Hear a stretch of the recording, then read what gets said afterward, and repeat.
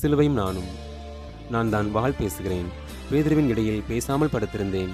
உடையை விற்றேனும் உடைவாள் வாங்கு என்று இயேசு சொல்லியிருந்தார். வாளோடும் தடியோடும் வேந்தனை நோக்கி விரைந்து வந்தது யூதாஸ் கூட்டம். யூதரின் ராஜா அமைதியாயிருந்தார். 72,000 வீரர்களை கன நேரத்தில் அழைக்க வல்லவர் அமைதியாயிருந்தார். திடீரென்று ஒரு முத்தத்தின் சத்தம் வந்தது. அது அன்பின் சத்தம் என அமைதி காத்தேன். தீப்பந்தங்களின் மெல்லிய ஒளியில் நான் கண் கசக்கினேன். புலராத பொழுதில் நான் வீசப்பட்டேன். கருத்துக்களை பதம்பாக்கும் எனக்கு கிடைத்தது ஒரு காது மட்டுமே. கீழே விழுந்த காது கர்த்தரின் கரத்தில் இருந்தது. முடமான மால்கு வலியால் துடித்தான். இயேசு அவன் காதுகளை குணமாக்கினார். கைப்பற்றுதலே வெற்றி என்றிருந்த எனக்கு கையளித்தலே வெற்றி என இயேசு காட்டி தந்தார்.